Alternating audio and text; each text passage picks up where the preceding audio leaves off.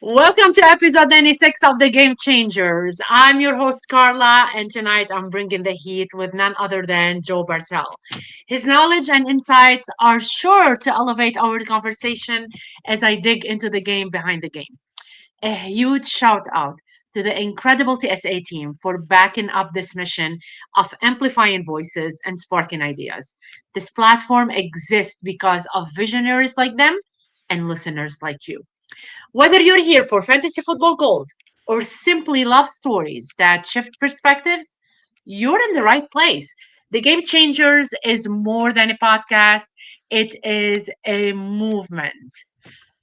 Who is Joe Bartel? So tonight's guest is someone who lives and breathes football and somehow still finds time to shape the next generation of sports media talent. Joe Bartel is the operations specialist and lead NFL contributor at RotoWire, where he's been a driving force for over a decade. He's the voice behind not one, but three shows. The Friday edition of RotoWire Fantasy Sports Today on SiriusXM, Angel Fire Radio on Saturdays, and the year-round RotoWire NFL podcast. But Joe's impact goes beyond the mic. He is also the engine behind RotoWire's remote writing team, mentoring and onboarding new talent with the same energy he brings to breaking down fantasy matchups. Whether he's analyzing the Packers' latest moves or building a stronger editorial team, Joe brings insight, passion, and a deep love for the game. Let's give a welcome to a true game changer in sports media, Joe Bartel. How are you tonight, Joe? My goodness, what an intro. Can you do that at the funeral for me? Whenever that happens, 50 years, Oh 30 my years down God, the road. This is maybe this is maybe incredible. like Wow. years from now. This is perfect. I've never felt so honored to be in the podcast before. Thank you for having me on. The honor is mine. You know that, Joe. Thank you so much for being on tonight. And you are on our like 96 episode, four It's episodes great. away from like going the 100. That's insane. I'm like so excited to have you tonight. Yeah, hitting triple digits on a podcast is awesome, and obviously to be on this one is fantastic too. And again, like whatever we're talking about fantasy football, everything else like that. It's going to be a fun show today. I'm looking forward to it. I absolutely. So let's talk a little bit NFL and fantasy expertise. What's the most surprising trend you've seen in the NFL over the past decades? Boy, over the past decades, interesting. I think, we're talking about this in week 8 here in the NFL season. The NFL trade deadline is coming up. And whether I'm just stuck in the immediacy of the answer or more so I'm trying to give the audience upcoming here at least a bit of a plan, but I'm always thinking, trying to help out the users and listeners. So we'll talk about the NFL trade deadline. There's massive moves possibly in the works, like Chris Olave being traded receiver for the Saints, Jalen Waddle receiver for the Dolphins, for example, Jacoby Myers receiver for the Raiders. History has told us that midseason trades of receivers don't often work in fantasy. Amari Cooper is the last one released back into the Cowboys, from the Raiders to Cowboys, that ended up being a fantasy relevant one. Emmanuel Sanders as well, too, from the Broncos to the Niners. That's about it, though. And again, we think about Chase Claypool from the Bears from a couple of years ago. Even last year, there were so many people excited about Amari Cooper going to the Bills. And I think that's really important as we get to the next 72 hours, even a full week now. We'll have the NFL trade deadline and lots of conversation in the national media, likely some smaller end moves. And I keep reminding people, more often than not, these have not made a big difference. And if you're able to capitalize from a fantasy perspective, either trading some of these big players away that have the name recognition after they were traded, or targeting some of the ancillary pieces. I think about, for example, Mark Cooper last year. Keon Coleman ended up having a better stretch toward the end of last season when Mark Cooper was added. It's just a really interesting thing because we'll think about the trade deadline, the players that ended up getting moved. And I think the reality is either they don't have a lot of fantasy value, or in the most part, it's often just overreacting to what the national media ends up talking about with these players. Yeah. How has fantasy football changed the way fans consume the NFL, in Boy, your opinion? yeah. So I started playing fantasy football probably, don't want to date myself too much, but my sophomore year of high school with some friends. And that's a story for another time. But You're not I, older than me, Joe. So well, just I'm just trying is that 20 years? Is that 25? Like, what does that look like? I'd be like, okay, about 20 years ago. But the way that I, I'm a Packer fan. I've been born and raised in Wisconsin. I care deeply about my state here in a lot of different ways. I normally consumed sports just through my local teams, so the Packers, Bucks, Brewers. Not so much the Brewers because they stink, and getting curb stomped by the Dodgers doesn't change things 25 years later. Like the way that I think fantasy football has elevated the conversation, um, from a local perspective or just within the state, but also elevated from a national perspective, where it's not just the Cowboys or the Giants or any of these East and West Coast teams, but making more people consciously aware of everything outside of just the coast, I think has been really interesting. And, I'm a perfect example. Again, my dad, I mean, again, we watch the Packers, but we watch football all the time every Sunday. I would dance to the theme music of Monday Night Football when I was 5 or 6 years old. We would go ahead and I've been going to Packer games since I was 7 or 8, for example. Like, I have always experienced football through a local perspective, but I do think the way that we consume it, just from the data, but as part of it, in the way that people talk about it more intelligently, that I think has been a large catalyst for fantasy football. Now, my dad wouldn't want to hear that. He doesn't want to acknowledge fantasy football and how big of a way that's had that conversation. But I do think, even, he's a teacher, for example, the students that he has, the way they talk about football today, I think it's a big reason because fantasy football has blossomed into this bigger concept overall than just what I was pitched. Here's a way to go ahead and roster your favorite players on your team and to do it against 11 other people. It's what we do on Madden. Like, that was the selling point for me back in sophomore year of high school. Now, the way we have conversations about target rates and depth of target for receivers and broken tackle rates for running backs, that kind of stuff never was happening 20 years ago. I think it's a huge credit to the football overall for having the conversation. I agree 100%. I mean, I have my students right now, and some of them are so interested in fantasy football as well. And it's an eye opener to see like high schoolers interested in fantasy football. Which position do you think is most undervalued in fantasy drafts? Oh boy, now we're just opening up a 30-minute conversation just on its own. I think it does change year by year as somebody that's been doing this now for 10 years and following the trends a lot from a draft perspective. Whether you have the quarterbacks going early, this year's Lamar Jackson, Jalen Hurts, Josh Allen, Jaden Daniels, 2 of the 4 being injured. Joe Burrow, I want to make it 3 of 5, going to like the 5th round picks. That hasn't really changed. And I do think how we understand that bottom tier of quarterback one. So this year it had been Patrick Mahomes, Baker Mayfield, Dak Prescott. That I think is undervalued. I think that's been misunderstood, that, oh, well, if Lamar Jackson can be the league leader in fantasy points, why would I want a guy like Baker Mayfield, who's like 100 points less, let's just say on a per game basis, 4 or 5 points? But the reality isn't always like, oh, here's Lamar Jackson over Baker Mayfield. It's the reliability of a Baker Mayfield in terms of what he gives you, as opposed to what I think a lot of people who had Joe Burrow earlier dealing with, the waiver wire wheel, so to speak, of quarterbacks. Now, if you got Daniel Jones, right, fantastic. But if you've been like me and taking the Jake Brownings and Joe Flacco's of the world, it's been a little bit helter-skelter for it feels like all of the season. So that's one of those, I don't know if it's like undervalued in terms of the positions, but how we have the conversation about how to draft quarterbacks, I think, has certainly changed. Running backs I mean, when I first started, that was it. Like, you had your 12 people, a 12 team league. Every one of those first 12 picks are running backs. Now, if you end up having half of that, that's a pretty good year for running backs. It's very interesting. And I do think over the upcoming years, especially after this rookie class has finally gotten its feet underneath them, we're going to have more running backs at the top. But it is cyclical, where there are years where a lot of running backs get injured, therefore the receivers go high. We've seen guys like Brian Thomas being ineffective, but Malik Neighbors injured. A.J. Brown's been ineffective. I wouldn't be surprised if it's a cyclical back to the running backs coming this time next year. So I think between the quarterback and running back, that's at least the difference of change that I have over the course of my career. But it is really interesting. It does depend on what year and what talent is available to see what's undervalued at those positions. I agree 100%. If you could change one NFL rule, what would it be? Oh, I got so many of them. I know. Just better officiating overall would be fantastic.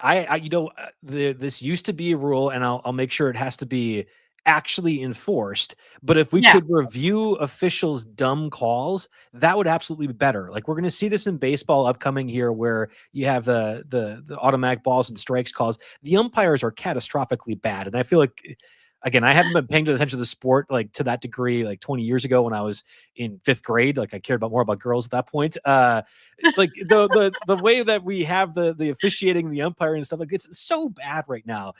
To be able to actually challenge it, but when that rule was in place a couple of years ago, the refs would deliberately just decline it, even if it was obvious. That can't happen. It has to be like good faith intention. That would be the rule I'd certainly change to make the officiating better.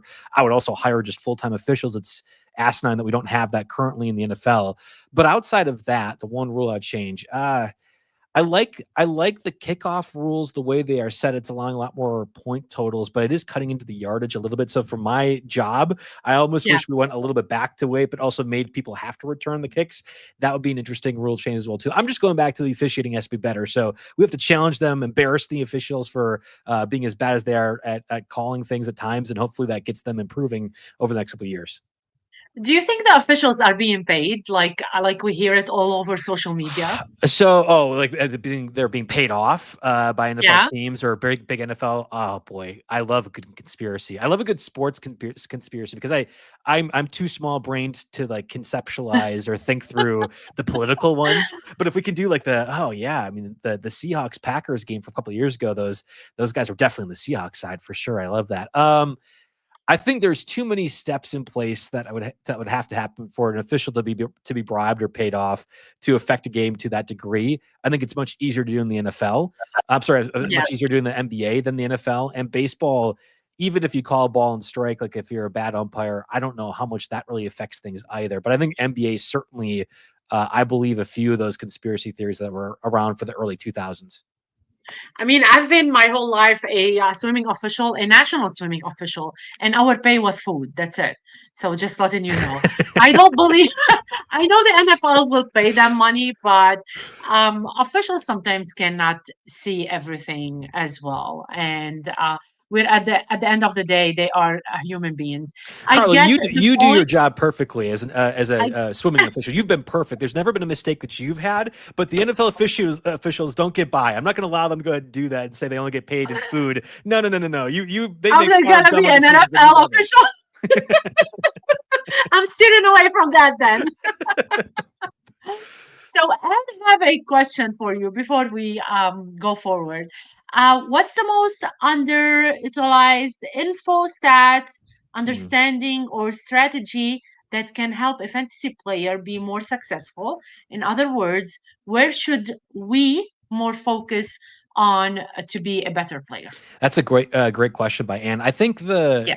I get asked this. I do a lot of like the terrestrial radio hits. You have like a sports guy call it on your local radio show. You talk for 15 minutes. I do those probably like 10 or 12 across the country weekly during NFL season, and that's typically one of those that they ask at the beginning of the fantasy year. And I'll always answer kind of like playing around the edges. So first, I'm making sure you're checking your rules, your settings. Is there a point setting? For example, one of my home leagues for a long time used to have like an extra point for a 20-yard reception. How often does that come into play? I don't know, but maybe you bump up guys like Tyreek Hill, obviously now done for the year, but Aroma Dunze, explosive playmakers a little bit more. And that's sometimes buried in those settings. You can have your RotoWare or other draft tools out there that you can add that stuff in there. But if you're more consciously aware of it when drafting, that obviously matters. I really think it's just being forward thinking in your process. And I'll describe process being like I can like a running backs more than receivers if I want my roster to be constructed a certain way. That's fine. But what I always want to do is if I can help it, if my roster can help it, not be caught in the moment. Right now, we're entering by Mageddon, at least one portion of it, where 6 teams are on bye in fantasy. You could have been, or somebody could have been planning ahead of time, maybe even 2 weeks prior, to not have a spot where you're really hurting, either by trades or waiver wire pickups, or even back during the draft as well, too, not drafting multiple people for the spot. Should the NFL Yeah. have 6 teams on bye ever? No, NFL is dumb. Don't do that. Stop doing that, NFL. Don't have buys in week 14 when the fantasy playoffs are happening either. But that is one way to be forward thinking about things a little bit. I would also say, for example, Amon-Ra St. Brown, Jackson Smith and Jigwood, 2 of the top fantasy receivers right now, are on bye this week. You can take advantage of another member who might not be able to have the luxury of waiting for those guys to sit through their bye. For example, I offered somebody in a league earlier today, Chris Olave, Chase Brown, and I think it ended up being Evan Ingram. They could have used another tight end to start this week and kind of wide receiver 2 and running back 2. that wouldn't normally in a trade equal out to a JSN or St. Brown, but that person might have to choose to do that in order to stay afloat, keep their week alive for another week. And maybe being proactive, being aware of that stuff from a waiver wire perspective can help. So I always talk about playing around the edges on my Sirius XM shows. I think that's one of the ways to do so. And even if it extends down to streaming kicker and defense, for example, I picked up the Bears defense a bunch this week with the off chance that if Lamar Jackson does not play for the Ravens, the Bears defense is in a really good spot. That might not end up working out, but if it costs you nothing from a waiver wire perspective to do so, you're playing around the edges, trying to have your team better. It's the reason why I'll never end up going like 7-0 or 5-1 in a lot of leagues, because I'm not smart enough to be perfect. But I guarantee you I'll at least be 4-3 in that range and keep my teams afloat until hopefully others make mistakes. Please tell me how your teams are doing with all the injuries that's happening. So Which is, I'm in I'm asking 17 people, leagues. and it's insane. How many? I'm in 17. So 1-7. I'm in 17 17. leagues That's this week. bad. Yeah. Is that bad? Yes, it is bad. That is true. And I think like I did probably another 40 or 50 best ball, which is a little bit different. I don't count those as leagues that I'm in, but 17 leagues that I'm starting every single week. I think there's only 2 or 3 that I can just write off. And I will be the dummy that still sets my lineup every single week. If I'm in a spot where I'm 1-5, or, I guess it'd be 2-5 right now, whatever it is, I won't ever trade away my star players. I feel like there is a code of like camaraderie of sorts where, oh, yeah, my team stinks. I'm not going to go ahead and give an advantage to somebody else in that scenario. But otherwise, of the other 15 leagues or so, I'm doing okay. I've had a lot of depth, or I drafted a lot of depth. Quinshawn Judkins was one of my guys that I was getting around 12 and later, and he's been awesome as running back. It's kind of helped alleviate some of the other errors that I've made. And I think I had stayed away from a lot of the pitfalls that weren't injury related. For example, Travis Hunter, I wasn't drafting anywhere there. There's a lot of people in the industry that were pushing Travis Hunter agendas. The Kenneth Walkers of the world, I really wasn't going anywhere that either. And the mistakes that I made, if they were going to be mistakes, and they were, for example, drafting Evan Ingram and TJ Hawkinson, the reason that I was drafting them was because it wouldn't theoretically cost a whole lot if I was wrong. And I think that Yeah, does matter in my draft process as well. So other than Mike Evans, I've been okay avoiding the injury bug, or at least I haven't had a lot of Tyreek Hill or Malik Neighbors shares, which were season enders. I've had a lot of CeeDee Lamb or Bucky Irving, but you can do with that for a month if you have at least a little bit of depth like I have had. I was watching when Mike Evans came in, and 10 minutes after he was on the ground. Yes. Are you kidding me? Oh, yeah. And That's the worst ever, in my opinion, we'll to see we'll him this way. we'll make the jokes a lot about like, oh, he could at least give me a few fantasy points before he ends up getting out for the rest of the season, right? Like, and it's a callous way of describing things. And I love Mike Evans. I've had him on one of my favorite dynasty teams his entire career. He will be Yeah, a crazy dragon dynasty guy. That's the team I have him on for as long as he is in the NFL. I will never move Mike Evans, but that was very frustrating. It's like, come on, man, I just need it 5 points was. from you. And it was a little bit of a scary situation too. We could talk about, I'm sure you could ask a lot of the game changers this on future podcasts, but how did they react to that Bengals Bills game from a couple of years ago with Yeah, Damar Hamlin from a health perspective? That was to me I was in tears. that was the perfect moment of, this is real life. We play this game for fantasy. And it was a lot of people's championship weeks, for example. And I did a lot of different radio hits after the fact. Like, what did you end up doing? How did you end up making your leagues get around the situation? And every one of those, I kind of answered the same way. This was Yeah, really tragic. And it was hard for me to think about fantasy football in the moment. I understand everyone else had to, and this was my job, but like I couldn't think about it that way. So the injury part of things is really frustrating. But I think back to the Damar Hamlin situation a couple of years ago and be like, I mean, like that was a really, really tough thing from a human perspective. Go ahead, watch, and never agree. rooting for injuries or hoping they happen or anything like that. Like that's been my motto for this the whole time. I mean, small injury is fine, but when you see Right. someone that cannot stand up, Hmm. like on the ground, it's really like, no, I don't want to see this. It's not okay. So let's go for a little bit of broadcasting and media. How do you keep your energy fresh when hosting back-to-back shows? Yeah, that's a great question. I don't, or energy drinks. Maybe that's probably probably the way to go, dude. I really, really care, and maybe I'm wrong with this. And I get you. I'm sorry. I guarantee you, I'm not any different than any other host. But it's really important to me whether I'm doing the Waiver Wire podcast on Mondays or throughout the entire year. We do a lot of off-season stuff for the Sirius XM shows I have. I love listening to radio, and especially local sports radio here in Wisconsin, but just overall. And it's really important to me as an audience member that likes to listen to that as well too, that no matter if you're tuning in for 2 minutes or 2 hours, that at least you're going to be getting Joe Bartel's best. I might fumble over some words, I might have some dumb ideas, but to me, I respect the audience to that degree that I want to have my best. And also I want to be helpful to you. For example, I already have a show planned for Saturday where we're going to talk about the Chris Olave trade parts of things, or Jalen Waddle, like if those guys do get moved, diving into the numbers a bit more. I think trying to be a bit more forward thinking about that's one of the ways that I've been trying to improve my level of radio. But more importantly, I really, really want to make sure that the people listening get some sort of value out of it too. It's not just an entertainment part. I do think a lot of podcasts, and not so much in our industry, but just overall in like the national sports conversation, just do it for the wows and clicks. And that Yes, stuff really irritates me. I have a lot of pet peeves, too many pet peeves. It's a character flaw of mine. But one of my pet peeves is that I don't like when my intelligence is disrespected by the host or the show. And I never yes, want to be that person. That's like a really important part for when I'm doing content and I media, love that it. we're either interacting and going through this together, or that I'm trying to explain something to you, not talk down to you, or assume that you are lesser than me in any degree. So I think that's a really important part. It doesn't really answer the energy question. I don't know how I have energy. It's entire. I have a 4-year-old. You I feel do like have an energy. I have a 4-year-old. I feel like that's already a reason to not have energy as it is. So no, you just try to get it day by day is probably the answer. You're full of energy. I love your energy on the show tonight, Joe. This is such an amazing, like conversation. I love that you said that. When I go on a podcast, I don't like people like trying my Insulting my smart or intelligence, something right? like Yeah. that. Mhm. That's so important, and I love that because some people love bringing someone else to just demean them, and Sure. Mhm. I don't enjoy these podcasts or clicks or whatever. Right. Um, what's the biggest difference between hosting on SiriusXM and podcasting? I can. This is really interesting. I can envision my audience, and like if I'm talking to them individually, like I do this because I'm a massive nerd. I will talk to all my friends almost the same way that I talk to them that I do in the podcast. I can envision my audience a little bit better when it's in a podcast form. Yes. I would assume on SiriusXM, I'm having more listeners. We don't have that data revealed, at least in those shows, very often. And I'm aware of what the podcast numbers are, which are really good across the industry, but I would imagine pale comparison to SiriusXM. So I'm able to envision my audience a little bit better with the podcast part of things. And I do feel like it's a bit more intimate, our conversations. I really strongly believe that we should still have that mindset with the SiriusXM shows, some of those larger ones out there.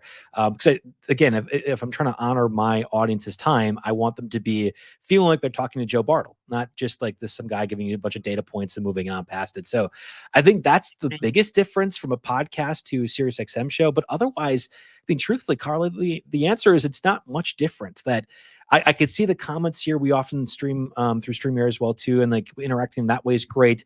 But the people that I'm trying to talk to and the conversation that I'm trying to have is not much different from a podcast than it is Sirius XM. I'm not sure if that's an advertisement for us to go listen to our podcast, or more importantly, like just an overall way that I view things. I think I'm trying to give the quality whatever I can to any platform that we're on.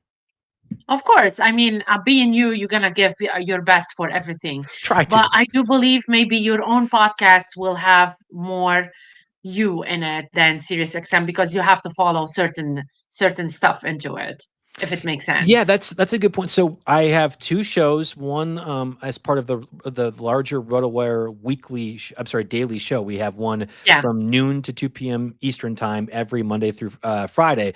Nick Whalen and Jeff Erickson do a great job doing the show Monday through Thursday. Those guys need an off day. Thank goodness that I'm able to provide that with my co-host Mario Puig every Friday. But I do think what we do on that show is different than what Nick and Jeff do on Monday through Thursday.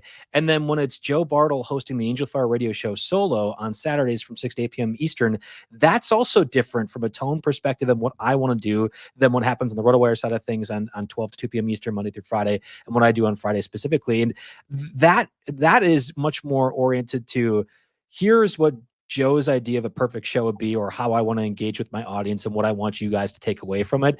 And I think just individually within the SiriusXM shows themselves, it is kind of an interesting part of that where I do feel like my content differs and the way I engage in conversation differs from the Friday to Saturday show. Do you have a pre-show ritual that gets you in the zone? No, I do not. I will refresh Twitter to make sure I haven't missed some breaking news that I wasn't prepared for. I will make sure I have my coffee, that I have the little bit of energy that I can in between the shows. We're set there, but otherwise, no. There's no pre-show ritual, nothing like that. My team names in every one of my leagues are just Joe, because I am so bland that I can't think or be creative enough to have fun names. I would say that Yes. extends to how I do my shows as well too, where I'm very no nonsense, cut and dry. You're the Joe that you see every single day is the one that you're going to get for every single show, and I pride myself in that. But also it means that there isn't any fun or quirky things with what I do before shows. So just letting you know that my oldest name is Joe. It's He's a good 22 spot to years be. old. It's a good spot to be with the Joe names for sure. Love that name. And I know how you're so much like him. So I know how it is. What's the most memorable caller or listener interaction you've had? Oh yeah, And do you talk have a about. funny story I to don't share? know. I don't think there's many that we've had. We used to have a co-host on the RotoWire station, Chris List, who does a lot of really good things from a face football perspective. And Yeah. one of my very first shows that I hosted in SiriusXM with him would have been probably 6 years ago now at this point. And I'm like a fresh faced 25-year-old, 26-year-old. Probably shouldn't have got the opportunity anyway. There's people more qualified to go ahead and host the SiriusXM show than me, but I have been at least hovering around and showing enough good skills, I think, more or less, to be a part of it. And we had done what the segment was kind of like the like an airplane crash factor. So the idea would be any time you go fly, there's like a 3% chance that your flight could crash, whatever it is across the history of flight. Is your fantasy team more or less likely to win this week than your plane crashing? And I was not like conceptualizing the concept, but the entire audience was, because they've been doing that a number of years prior to me coming on. And I'm like, no, I mean, I think you have a 45-point advantage. You're probably going to win. There's only the kicker left. And he's like, well, the plane probably could still crash before that ends up happening. So like, just because, like, oh yeah, but that's probably the only extent that I can think of. That's a great question that I don't know if I've had that many crazy interactions yet. We'll say yet. Yet. I will be your crazy Okay, interaction. that's perfect. Perfect. So tell me, what's the most challenging part of live video, of live radio? Let's see. The most challenging part. I think for me, and again, I don't know if this is how everyone would answer, and maybe it's the wrong answer too. For me, the most challenging part is having segments that I feel like matter to everyone listening. So I was Yeah. given some advice entering the past couple of years of doing the shows, that when you'd have callers, for example, the callers might be asking specifically about their team, but that isn't always valuable to the 100 million people, right? Because my show's so popular, Listen. 100 million people listening, right? So how do you try to find a way to answer that user's question, value their time for calling in, for interacting with you on social media, for leaving comments in the podcast, but also making sure that everyone else that isn't calling in or whatever else is finding a positive part. So, I mean, when somebody is asking you, and you've had the same thing happen to you, I'm sure before too, like, do I start J.K. Dobbins or Cam Scattaboo this week? That is a singular question to your league. How do you then have this construct or explain this to everyone else listening? And I think that's really challenging, especially doing it on the fly. Like, that's not, whenever those caller ins are happening on the different stations, that's not somebody having that pre-planned, or at least probably isn't having it pre-planned. That's the host interacting with that question on the fly. And for me, it's really important to find a way to have that engagement for everyone. So that's probably the most challenging part. I really pride myself on being effective at doing that. And as you could tell, I get long-winded. I'm very wordy with my answers, and I'm fine hearing myself talk plenty. So I'll eventually get to the answer that I think helps everyone in that solution, but it definitely is a challenge on the fly. Oh, I love that. That's crazy. So how do you spot potential a new contributor Mm. when it comes to writing and mentorships? So I feel really, really fortunate. There's a lot of people that are working within the fantasy sports community, whether it be football or otherwise, that their singular job is to do content. So they'll do like the podcast or the radio, like I do, but you're also filming videos. You're thinking of creative ideas. I think there's a lot of really smart people that are creating creating trends for us across the world. I'm not that. I'm not that. I'm just Joe. From the name perspective, I'm not creative enough. But what I am really good at, I think, is being able to interact with people on a way that can help kind of bring them into the space from a comfort perspective. So I'm very fortunate in my career that I get to be both a social media perspective, or I get to do the Yeah. content, and also have a separate job where I'm working and training up the new writers out there. We have an application portal, and I basically take anyone from the application. We take all of our new writers from our application portal. So I'm not often seeking out talent in that regard, Nice. but it is a really, really rewarding part of things that I look at the RotoWire staff, which is probably, I think, over 60 or 70 people now, but probably way more across all the sports, and say, yeah, I mean, that guy I worked with 3 years ago, he's been awesome. He's been crushing it for us. So this guy is doing a YouTube show now for the RotoWire podcast network that I brought into the sphere. And 99% of the time, these guys were already talented enough that they could have done all this without me. Like, really, there's not like, oh, Joe Bartel made that guy. Absolutely not. Like, every one of the people that I think I've brought on and have been successful at RotoWire have been because they were super talented. And it was just really identifying during the conversation, the initial interview, and our engagement interactions afterwards. But it is a really cool feeling to know that I have been at least a little bit a part of, I think, the next generation of people that are really adding to the fantasy sphere again, whether it be football, basketball, baseball, or otherwise. That will be a job that I want to do for the rest of my life, whether it be at RotoWire or elsewhere. Like, that's a really, really important part to me, that I can be just a small piece of what I think the fantasy sports industry will be to come. I love that. But can you tell me, how do you balance like editorial standards with letting writers find their own voice? So we have a style guide that we've created, and then I have some basic examples on the site that have been posted over the years that I think are good. Otherwise, I let them more or less be creative. And when I'm training people, it is far more about the blurbs that you see on DraftKings or FanDuel or ESPN or NFL.com. It's not so much here's a long form article, although I have edited those and have been a part of bringing out people to do that too. Yeah. The structure of those, the short form pieces, is really not, and the cut and dry is not the right word, because we want the writer's voice to be a part of that, but there is a standard that has to be submitted. Like, it isn't Joe Schmo spinning this to ESPN, it's RotoWire. So we have sort of a balance, and I think it helps give guide rails to the writers. I train not just remote writers, but interns here on campus for UW-Madison. And a lot of our interns have become full-time writers for us at RotoWire over duration of time. I think that's the best example of getting to watch them be creative. But to me, it isn't even so much the editorial process, but how they can be a colleague, a worker, and a contributor to the company itself.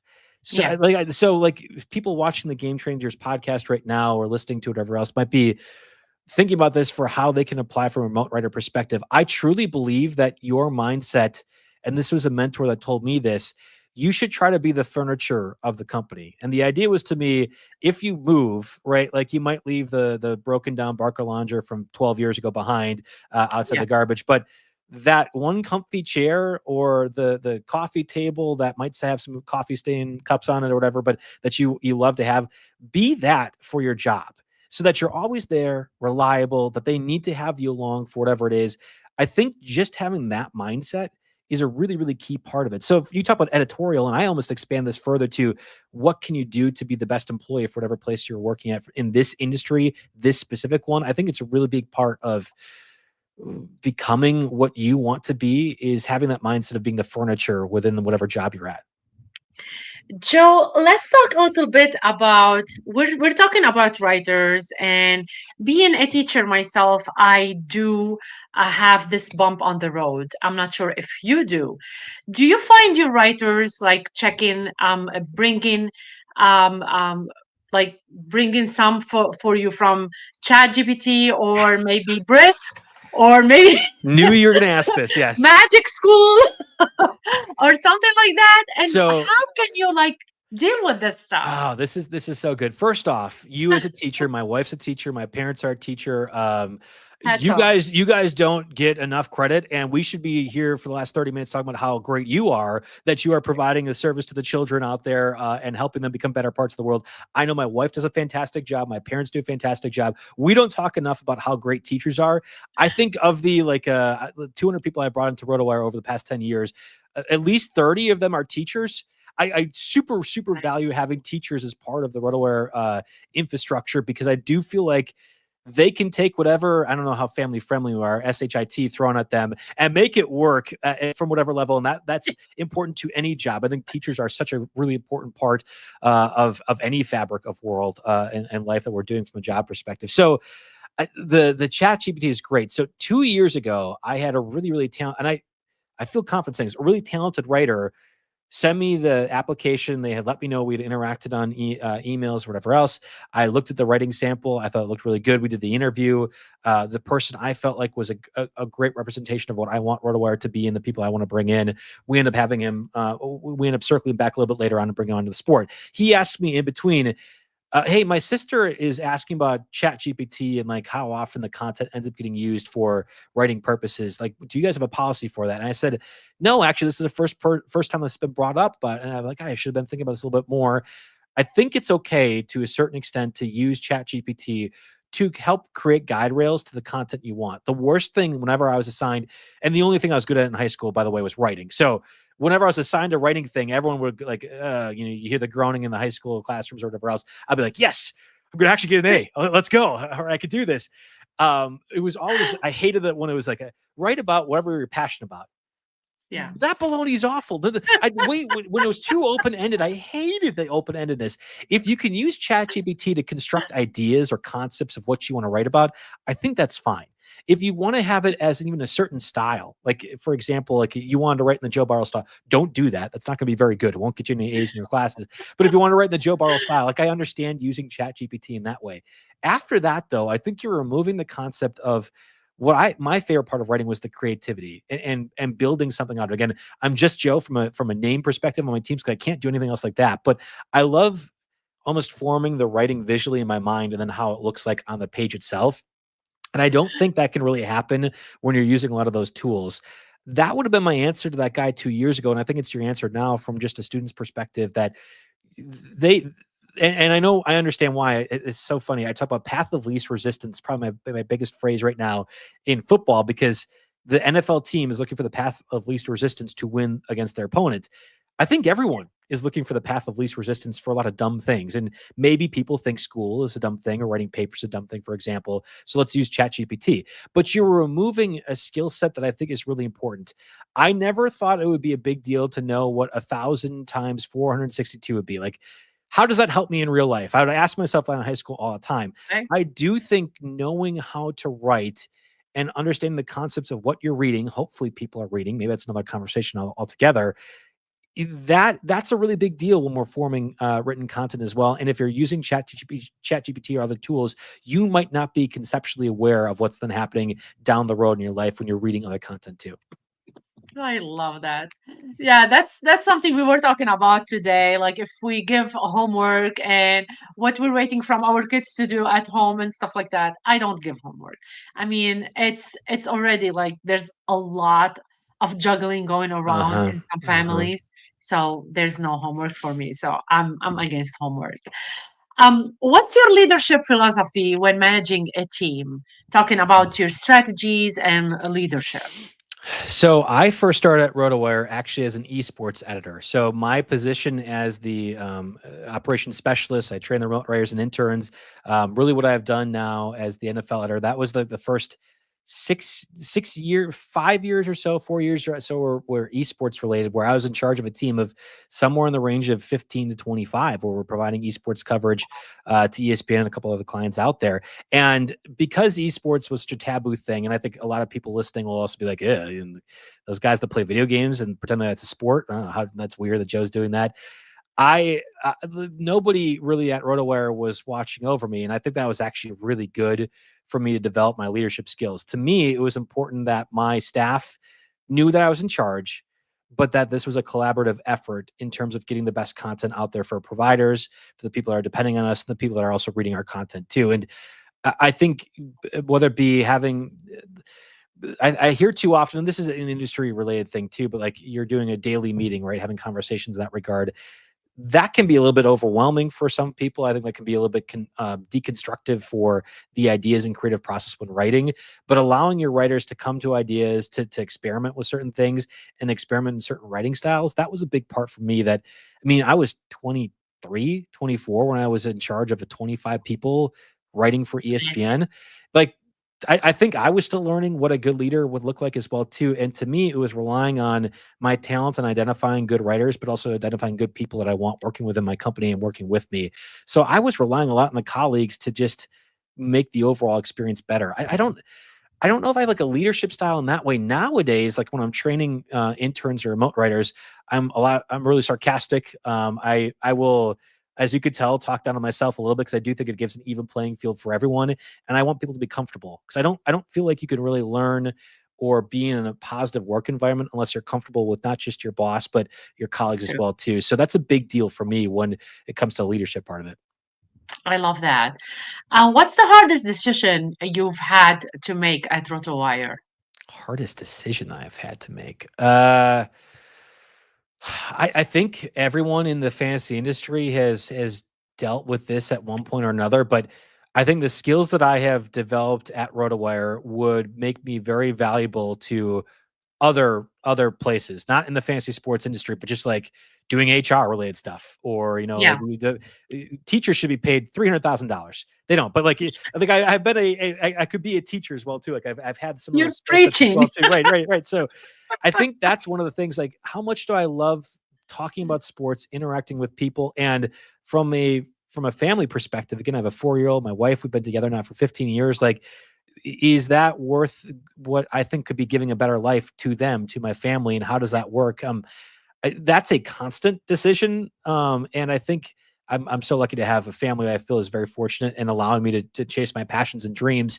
But I sometimes that love doesn't that. always pay the bills, right? And I think a lot of people listening to this might be in that same sort of boat, doing this as a side gig or doing it for free, right? We don't do that at RotoWire, but other people might have that as well. Like, that's a really hard decision that I think you're making on a daily basis. What is the value of the content and joy that I'm having from this job relative to making a lot of money, which could be happening in other places and other occupations are doing?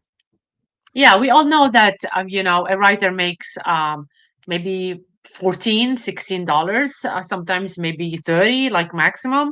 And then it's not full-time jobs. Like fantasy Mhm. football writers, they don't have full-time jobs. So it is hard when you love something, but you cannot find that full-time job and do it. Um, so for you, Joe, how do you build trust with remote staff? I try to be just open right away from the get go. I'll leave comments in your Yeah. document if I have overarching issues or expanding on the email. But when we talk in person, when we talk virtually in the interview initially brought on, I just want them to know who I am and like what I want to expect out of people. Like, it was like overall what you're joining RotoWire to be, what I'm looking for. And I think that's an important part is I really care about authenticity, probably too much. We talk about pet Yes. peeves. I have far too many pet peeves. The Joe Bartel that you see here, the Joe Bartel that we talked to at the NFL Hall of Fame, that's me just in every sort of situation. Maybe it's a bit more turned up from a media perspective when I'm doing Serious XM or podcasts, whatever. But that's who I am, and I think everyone who has interacted with me to a certain extent knows that. So when I'm bringing on remote writers and training, when we're doing the interview, it's about as much as me learning about them as them learning about me. And I think that's been really an important part and successful part of why I think we've gotten a lot of really talented people through the doors the past 3 or 4 years now. I love that. I wrote something like a couple days ago. I don't know how people can memorize 100 a different way of their truth. If you ask me Mm, yesterday, what did I eat? I don't know. This is me. Like this is the person you see, which like I'm living my life to the fullest, which is really amazing. And I love that. And that's why we connect at some point, both of us when we were at the yeah, expo. yeah. Mhm. So tell me, because we met at the expo, how many times did you go to the That expo? was And my are you first time. planning?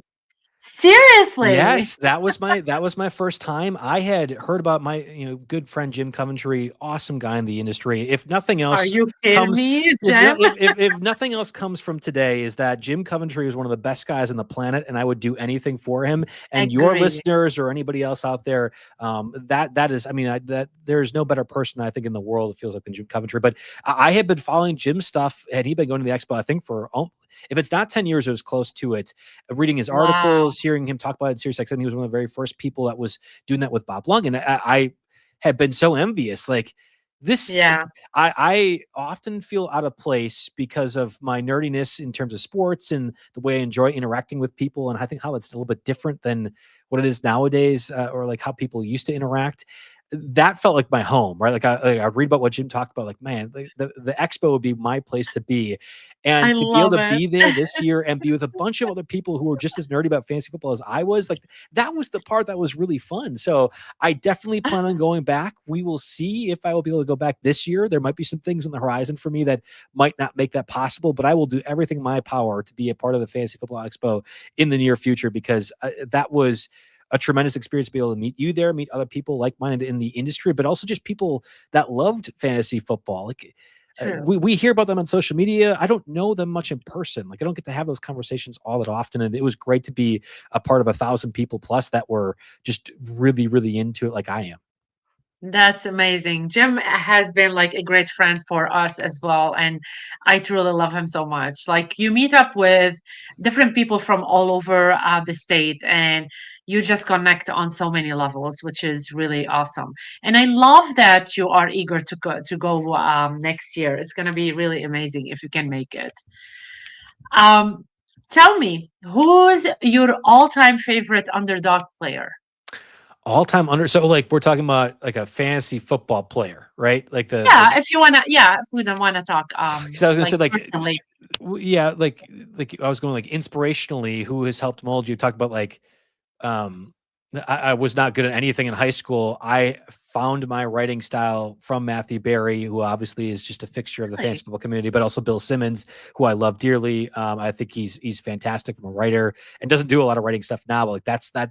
I think a lot of people my age will say those two answers as how they learned to write and what they're interested in, but those aren't underdogs. Those are pillars of their respective industries. Like I guess underdog player. I'm talking about Mike Evans earlier. I've had him on a dynasty team now for 10 years. That was dating back to like before I even started working at RotoWire that I had Mike Evans on my team. Yeah. And one of the awesome things I've been able to do this year, I got to do a lot, which has been a huge career boost, was go to the NFL draft in Green Bay, Wisconsin. I'm, of course, from Wisconsin, so that was a bit of a homecoming. I love the NFL draft. One of my earliest sports memories was telling my dad the Packers were going to draft Aaron Rodgers when they still had Brett Favre, and he'd be like, yeah, okay, sure, Joe, whatever. Like, there's no way Rodgers is supposed to go number one overall. Watching Rodgers fall to whatever pick it was in 21 or 23, 25, with my dad watching that draft. And it was like, wow, 8-year-old Joe, like he actually, like he knew more than dad, like, who's the top of the sports world in his mind. Like that was a really cool thing. So the Great. NFL draft has been something that I have deeply cared about. And I think in a lot of ways, people do this with music, right? They discovered this band or they found this band before they came. My relation to that is finding this player in college or doing the scouting process where Joe Bartel came to the determination that this guy was good. And Mike Evans was one of my first guys. Like that at least I remember consciously making that choice. Johnny Manziel was the quarterback in college with Mike Evans. And I thought, Mike Evans is really good. I don't know about this Johnny Manziel guy. Like, I don't think Johnny Manziel is all that great, but Mike Evans is awesome.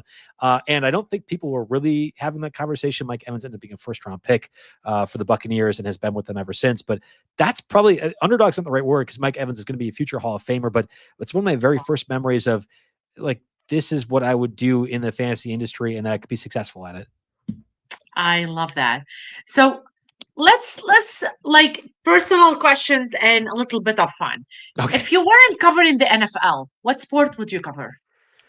I like basketball a fair amount. I did a little bit of basketball coverage when I first started working at RotoWire. Actually, the very first thing I did was baseball. I just was trying to get in any way I could. I had been a producer on the SiriusXM shows in an internship my senior year of Wow. college, and I was like, oh, I didn't know RotoWire. I was the show I was producing was based in Wisconsin. I didn't really want to leave the state. Oh, cool. What can I do here? And so I started doing baseball notes, but NBA probably is the sport that I really like. And I grew up with the Ray Allen Bucks, stupidest trade ever with Gary Payton going to them. I like that has been a sport that I've liked a lot. And the difference of how it's aged over the past 25 years is very interesting too. But I think probably it'd be NBA if not for NFL.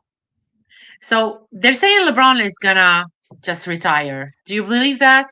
So LeBron was drafted in 2003, so he has been an NBA player for basically my entire adult sports life. We're talking about now going back to when I was 12 or 13, I guess probably more like 10.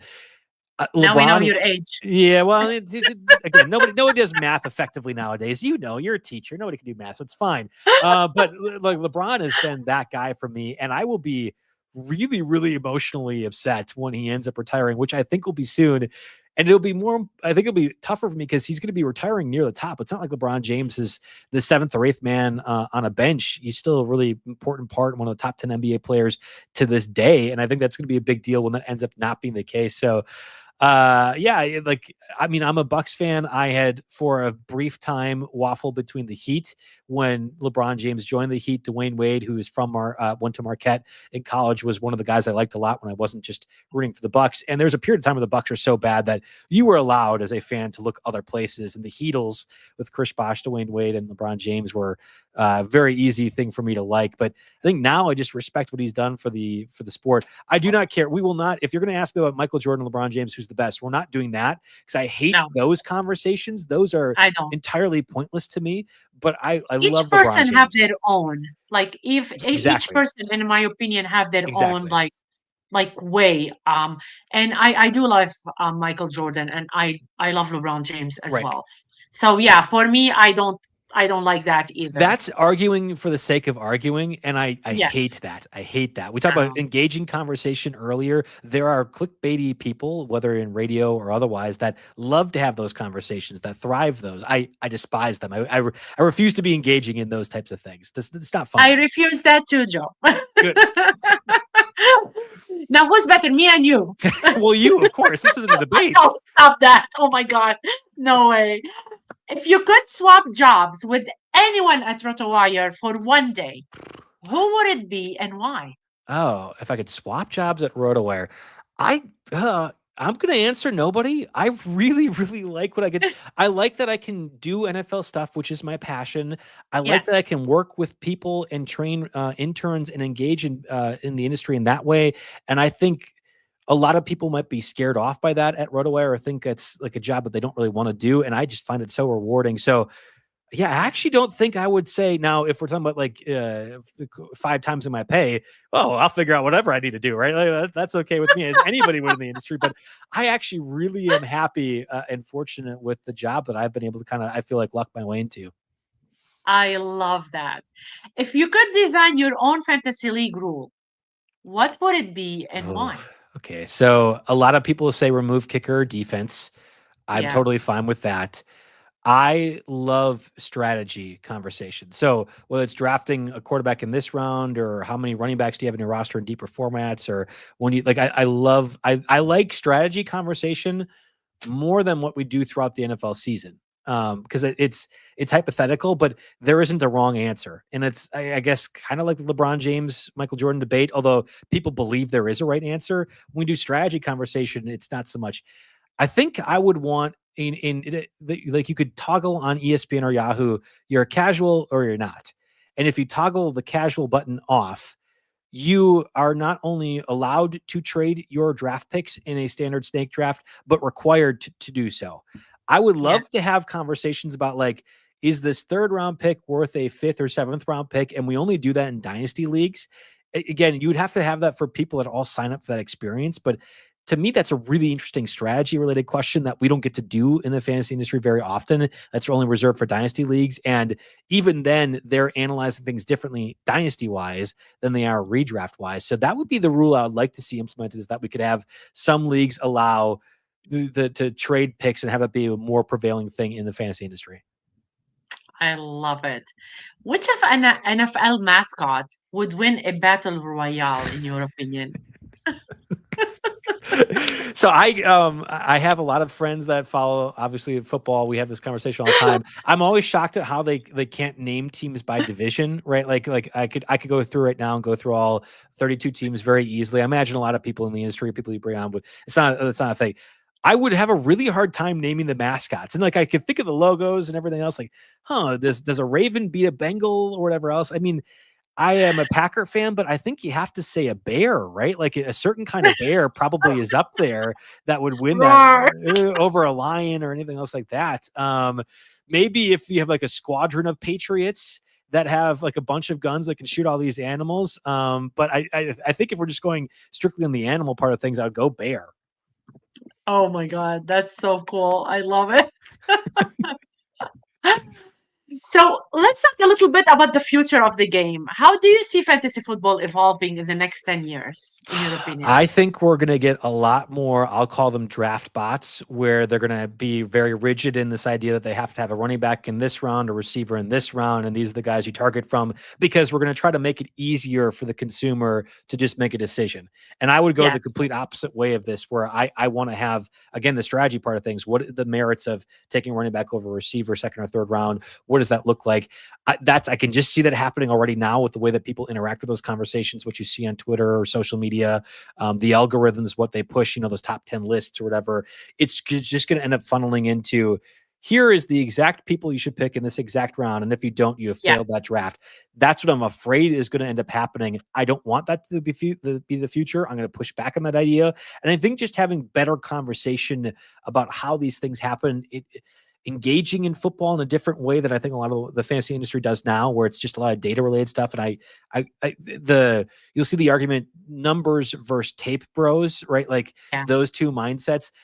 We need to just find a way to have that come together, not be one at the other and the ends of it. And I think the people that follow the tape and watch tape and be like, this player's good because this, don't use the numbers well enough. And I think the people that only talk about numbers as a way for a conversation don't actually watch what happens when those numbers are accumulated. And I think if we could change anything to make this a better positive experience in 10 years, it's that both those two ideologies come together. Do you think that, or do you see Gen Z changing the way sports are consumed? I think they're going the negative way.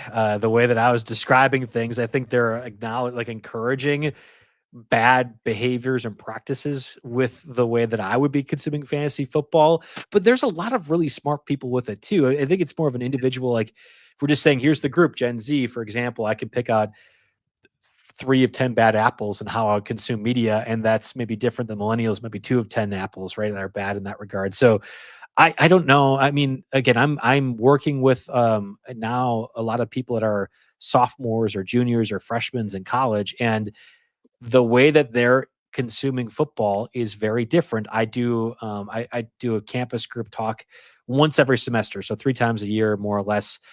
And the questions, which there'll always be 30 of them about their teams, are a lot Yeah, different and a lot more of like, do I play this guy or this guy? Do I pick up this guy or this guy? Then why is this happening? What do you think is going to occur? And I hope that we can change that mindset from the Gen Zers, because that's one of the things that, again, might be pointing our negative direction in the next 10 years. I love it. One more question about the tush push. What do you think is going to happen at some point? I'm hearing I'm a not going lot of to stuff about it. I'm not going Like, to make any jokes. why the others Uh, like are not like evolving this and they want it to be like taken away. Well, the Like, it doesn't Packers make were sense to me. the Packers, my team that I root for, were the ones that brought up to the competition committee to have it removed this offseason. A lot of people Yes. made fun of the Packers for doing so, and I think a lot of that conversation has already changed with how it's hard to legislate and how everyone's annoyed with the Eagles for doing it. I think it's gone next year. I think it's going to be a very easy thing. Really? Yeah, I think it'll be gone with how the Troy Aikmans and Joe Bucks of the world of Monday Night Football are bringing up how poorly it's officiated, how you see a bunch of Twitter clips that go viral every single time that there's a false start that's not called. I think it'll be very easy for the NFL, especially juxtaposed with the MLB possibly being locked out entirely. Like the NFL over the next, I would say, 12 to 16 months has a real chance to capture even a larger audience of sports fans than they already do. And if they just make it a little bit more consumable, and I think removing the tush push, for example, is the way to do that, they're going to be in a really, really good spot for the next decade plus. That's crazy. I mean, I love the tush push and I see their point and I don't see their point. Like, why not everybody is doing it? And There just is a that skill one gap team? there. I mean, there is a skill gap. Do I think that because Jalen Hurts can squat 5,000 pounds, whatever the dumb broadcasters bring up every single time, that's the reason they could be successful? No, I don't think it's a Jalen Hurts thing. But you are right that they'll see, like, the Ravens and Packers will use Tucker Kraft or Mark Andrews to go ahead and do their tush push. You'll see some teams do a variation of like a jump over the line or try to get through underneath the line. The way the Eagles have done that tush push, and really it's a QB sneak. Tom Brady was good at that Yeah. for a number of years prior to this. I just think that the way the NFL can advertise the product is going to end up necessitating that being removed, because if every team, even if they aren't as successful as the Eagles, continue to do that, it is diluting the product that they have in the field a little bit. I agree. I agree with your point of view. I can see it too. How do you think sports shape identity, like the identity in America? Well, I mean, the individual fans themselves, obviously, that's the easy answer to it. But overall, I mean, like I think it's an escape for a lot of people. We've talked about this a lot of times before. You hear about this all the time, Yeah, but like, whether it be football, basketball, baseball, whatever sport you have an interest to, there is the idea that everything that's bad that's happening in your life, the individual Joe Bartle going through any adversity that you might have, your football team or your basketball team or your baseball team might be going through a similar adversity. And while Joe Bartle can't overcome it, right? Like maybe he's caught in yeah, whatever circumstances, the sports team can. And especially as we're getting in the political landscape of things, like I think a lot of people are going to have more of that hope that maybe their lives can't be what they want to be right now, but if they just hold on, if they just hold on like the Brewers, only to get curb stomped by the Dodgers, who pay 7 times million more or 7 billion more than whatever they do, that is real life. That is a very good example of the pay disparity in the world that is. But for like, I think that's going to be one of those things that helps. Hopefully, I'm being pessimistic here, but I think hopefully changes things from a positive perspective about how we view the world. I think giving people hope in that regard is one of the core reasons why I think sports is as popular as it is, today. yeah. Joe, how do you handle being wrong publicly? It happens so often that it just becomes just off my shoulders so easily. No, I mean, I actually, I am not good at many things. I'm very comfortable being wrong. We talked about earlier, like what's the important way to add to like the Sirius XM shows? What do you want the audience? If I'm giving you the listener something to think about, even if you think I'm wrong, and even if I end up being Yes, wrong, if we can have this conversation that I've brought up an idea that you might not be aware of, that's a really big value to me. And because I enter all my media ways with that lens, I'm very comfortable being wrong. I I love I it. unfortunately will also point out when I'm right, because I feel like too often when we have these hot takey things in the fantasy industry, you'll see everyone victory lapping when they're correct, but never they'll just run away from the losses. If I'm going to be there and take every bullet or arrow when I'm wrong, and I am wrong often, you bet I'm going to make sure people are aware of when I was right and how to be like that I was right about this thing. So I think there Of again we talk about course. the fatal flaws. I think that I'm just as comfortable telling you I'm right as I am I'm wrong. Maybe that's one of the reasons why I've been successful, is I'm very comfortable being wrong in this industry. I'm gonna put it on my forehead when I'm right at that point. Exactly. Exactly. Yes. I love it. So it's almost like we passed the hour, Joe, but I still have a couple questions Oh, for because you're sure. such an amazing guest. So let's go with the rapid fire fun questions. What's your favorite NFL stadium? Lambo. I've only been to 4, so I guess I haven't been able to answer that truth. Like I couldn't theoretically answer, but it'll always be Lambo to me. I have said, and I will always say, there are probably 2 places in life that I feel the most relaxed: when I'm playing on the soccer field, the smell of the grass, I don't know, whatever it is like that. There's a level of relaxation, and when I go to Lambo, and it's very interesting because right, you're watching sports, you watch the Packers, hope Yeah, they do well. That's not a place where you feel relaxed, but that feels like just something home to me. So Lambeau will always be the best stadium. I don't care if I went to all 32; it'll always be the best. do you agree with what's going on with the petition taking Bad Bunny from the halftime? I think it's ridiculous. I think it's absolutely ridiculous. Are I you don't kidding really, me? I don't really care about the halftime shows just overall. So like again, I'm just boring, bland me. But my goodness, get over yourselves. Right? Just don't watch it or drink your 17th beer, or whatever it is that you have to do to get by. Like I don't forget this. Like the NFL made a He's decision on this. Like, good. no, yeah. Well, I love wrestling, and he's actually a really good wrestler. So I have a lot of respect for Bad Bunny, independently from the music part of things. I can hardly tell you any Yeah, of his songs. I don't really care about the halftime show at all. But the people who do care, get over yourselves. There's better things in life to do. I agree 100%. Go to game day snack. Uh, let's see. I would say a spotted cow, which is a beer here in Wisconsin. You could tell from Wisconsin because that's my snack. If I would be like going to a restaurant or something like that, if I'm watching in a bar, probably some wings. I think that's a very good football related snack as well too. I love that. Hot or super hot or regular? I'm as German as you can possibly get. I am milk white as you can possibly get. My wings have to be as standard as they can possibly get as well too. Otherwise, I will be in a fit. Oh, I would be missing the whole sports game because I'm in the bathroom. So no, oh, the least you spicy the and possible. Doug Orth are driving me insane. You don't know how to eat wings. You knew the answer before you even could have brought this up. Come on, Carla. Look at me. You know what the answer is. Ah, Joe. What's your first fantasy team name? I think it was Joe's Mighty Dragons because my favorite animal is a dragon. You will not tell me otherwise. They are definitely real. We'll find them someday. So Yes, me too. Joe's Mighty Dragons. I think was my very first team name.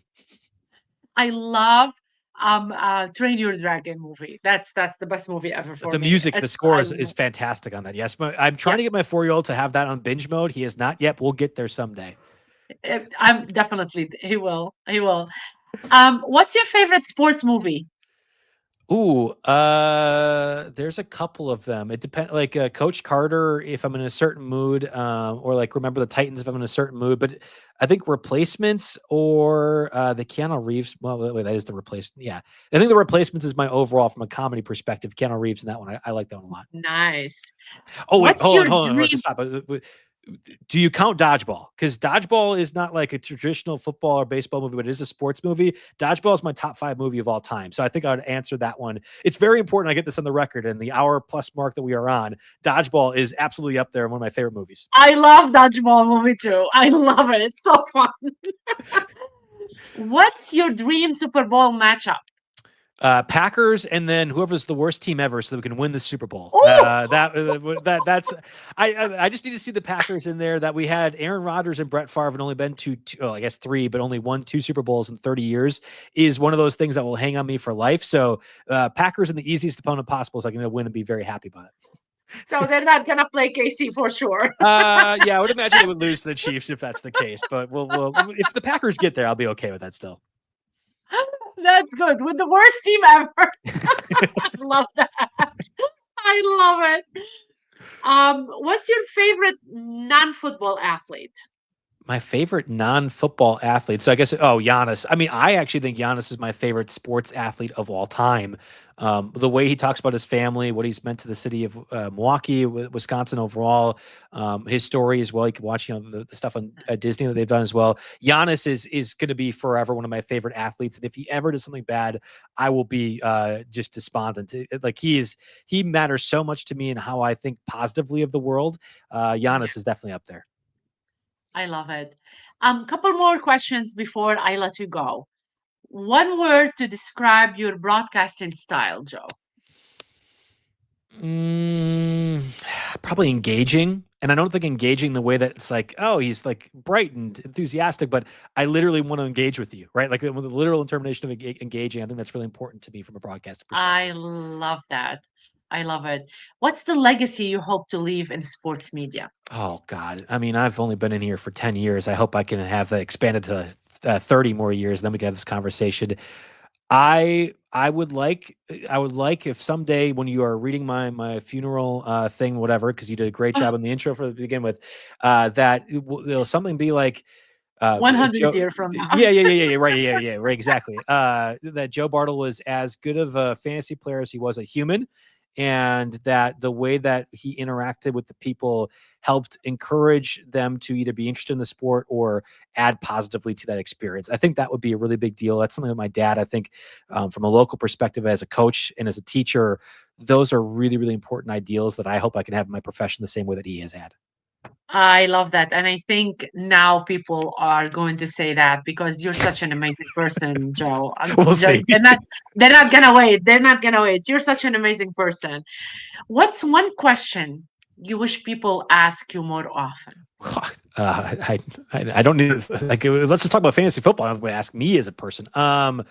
One question that I wish people would ask me more. I think I want more strategy related questions so we could just keep having more fantasy draft strategy questions. I already get to ask them plenty, but I really, really, really enjoy them. So that would be one of Yeah, those things that we could just like, if we could nerd out for 24 hours about, does it make sense to have 4 running backs in your roster in the first 10 rounds? Like that stuff is right up my alley, and I will talk about that as much as I can. I love that. One more question before we go. And this question I ask every single guest that comes on my show, Joe. Now, So, 96 of them. We got the fourth one. But you in 4 more, you better have this question like even more emphasized and better because we have to up things up when we get to the triple digits for these shows, right?